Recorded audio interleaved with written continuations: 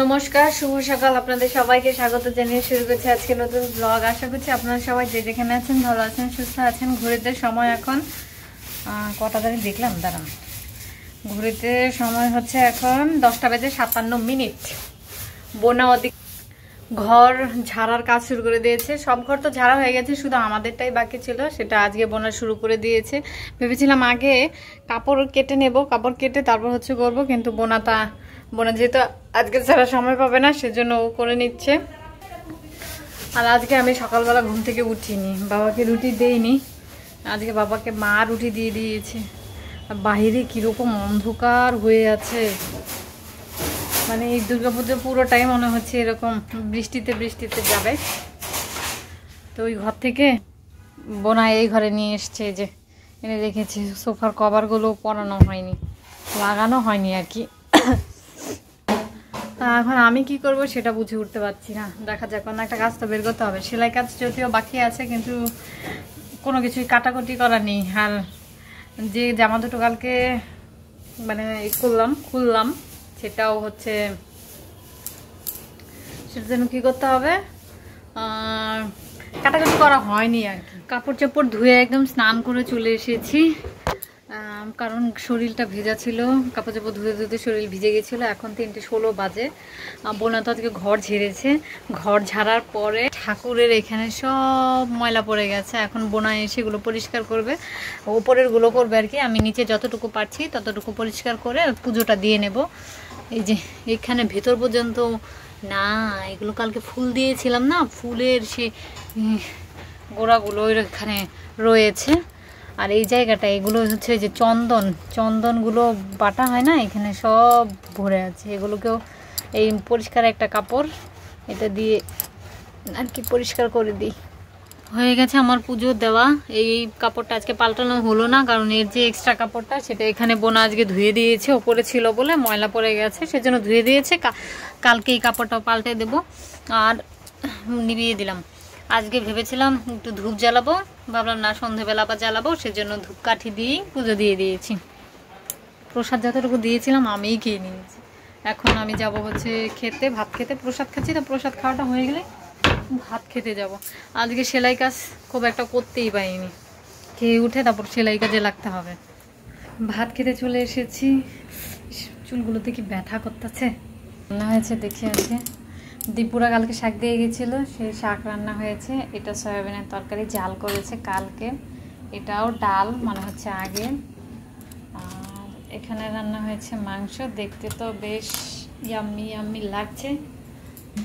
আর কি রান্না করেছে, এখানে আছে জানি না কি তরকারি, আর এখানেও আছে একটা তরকারি, এগুলো বাবার। আজকে সুবর্ণারা তরমুজ দিয়ে গেছে। এই সিজনেও তরমুজ পাওয়া যায় কিনা জানি না, আমি একটুখানি এখান থেকে কামড় দিয়ে খেয়ে রেখেছিলাম, একদমই মিষ্টি না। তা ভাত খেয়ে তারপর হচ্ছে এই তরমুজটা খাবো। ভাত খেয়ে চলে এসেছি, এখন পাচ্ছে একটু ঘুম। আর ওয়েদারটা ভালো তো, বৃষ্টি ঠান্ডা, তো এখন একটু ঘুম পাচ্ছে। ভাবছি একটু কি ঘুমিয়ে নেব, নাকি জামা তো কালকে রাতে কাটার ছিল, সেটা তো কাটিনি, তো নাকি জামা কাটবো বুঝতে পারছি না। কিন্তু প্রচণ্ড ঘুম পাচ্ছে, একটুখানি শুয়ে নি। তো আমাকে ডাকিস 10 মিনিট পরে, তারপরে জামা কাপড়গুলো কেটে আজকেই দুটো সেলাই করে ফেলবো, ঠিক আছে? 1 ঘন্টা 2 ঘন্টা টাইম নেব, 2 ঘন্টাতে সেলাই করে ফেলবো। আর এখন হচ্ছে একটা ভিডিও আপলোড করব, আপলোডে বসে একটুখানি শুয়ে থাকি। জামাটা এখন কাটবো, সেজন্য নিয়ে এসেছি। আর জামা থেকে হাতা ফাতা সব খুলে ফেলেছি, সাইডেও যে লাগানো ছিল সেটাও খুলে ফেলেছি, এখানে হাতা রেখে দিয়েছি। এখন হচ্ছে এটাকে আয়রন করতে হবে। কীরকম কুচকে আছে, আয়রন করে আগে সোজা করে নিতে হবে, তারপরে এটাকে কাটতে হবে। আজকে এই জামাগুলো আমি হচ্ছে ধুয়েছিলাম, কিন্তু মেলে আর দিতে পারিনি, বৃষ্টি পড়ছিল বলে।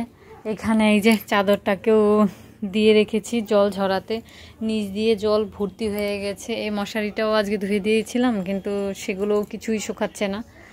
তো এখন এই জামাগুলোকে মেলে দিতে হবে, যে এগুলোও ধুয়ে দিয়েছিলাম, এখন মেলে দিতে হবে। জল ঝরেছে কিনা কে জানে। প্রথমে ভেবেছিলাম যে জামা কাপড় যেগুলো কাটবো সেগুলো এই ঘরে বসেই কাটবো, আসলে এখানেই বসে কাটি, এই ঘরটাতে যেহেতু মেশিনটা রাখা আছে। তারপরে হচ্ছে এইখানে আর কাটতে পারিনি, কারণ এখানে ফ্লোরে প্রচণ্ড পরিমাণে জল জমেছিল, ওই যে যেগুলো চাদর টাদর ঝুলিয়ে রেখেছি জলগুলো ঝরে নিচে পড়েছে। আর আজকে আসলে জামা কাপড় কাচাই উচিত হয়নি, আজকে সারাটা দিনই বৃষ্টি পড়েছে, আর সেজন্যই আর কি।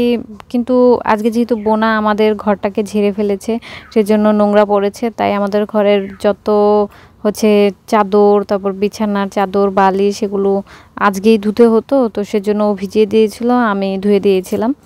আর সেজন্যই মানে ভুল হলেও কিছু করার ছিল না, আর এমনিতেও তো সময় খুব একটা নেই, পুজো চলেই এসেছে, যদি কাজগুলো এখন না করি কবে আর সারবো। তো সেজন্যই আমি ওখানে ঝুলিয়ে দিয়েছিলাম। এরপরে এসে দেখি যে বোনা এখানে জামাগুলো আয়রন করতে শুরু করে দিয়েছে। আমি বিছিয়ে রেখে গেছিলাম যে ওইখানে ওই ঘরটাকে আগে একটু মুছে আসি, তারপরে এখানে এসে জামাগুলোকে আর কি করব, আয়রন করে তারপর কাটবো। আয়রন না করে কাটলে আসলে হয় কি ঘুচিয়ে থাকে না, সেজন্য একটু উঁচু নিচু হয় বা কাটিংটা সুন্দর হয় না। এখানে বোনা হচ্ছে একটা তো লালটা তো কেটেই ফেলেছে, এরপরে বোনাকে আমি বললাম যে চল তুইও কাট, কিন্তু ও তো একটুখানি কেটে আর সাহস পাচ্ছিল না, তারপর আবার সেই আমাকেই কাটতে হয়েছে। আসলে বোনা ওই যে শেপগুলো দিতে হয় সেখানে গিয়ে একটু আটকে যায়, ও ভাবে যে ও কেটে দিলে আমি সেগুলো সেলাই করতে পারবো না, তো সেজন্য পরে আমি আবার কেটে নিচ্ছিলাম। আজকের মতো কাটাকাটি হয়ে গেছে। এখানে একটা ব্লাউজ পিস কেটেছি মায়ের জন্য, এটা বোনার একটা ড্রেস, এটাও কেটে নিয়েছি, এটার পাজামা কাটতে হবে না। এটা আরেকটা বোনার ড্রেস, এটাও কেটে নিয়েছি, এটার পাজামা আগেই সেলাই করেছি, শুধু জামাটা সেলাই করলেই হবে।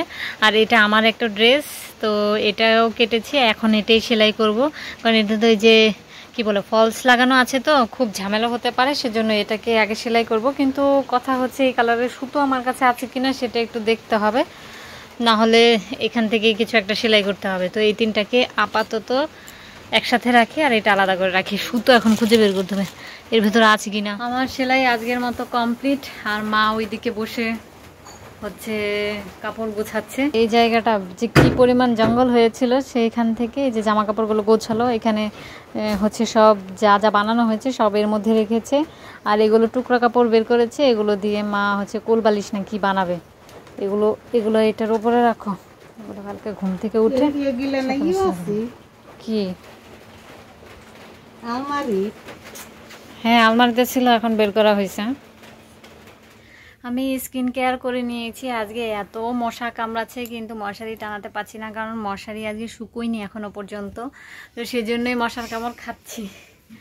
জানি না আজকে মশারি টানাতে পারবো কিনা। বোনা তো সন্ধ্যাবেলা একটুখানি কয়েল জ্বালিয়ে দিয়েছিল, তাই না?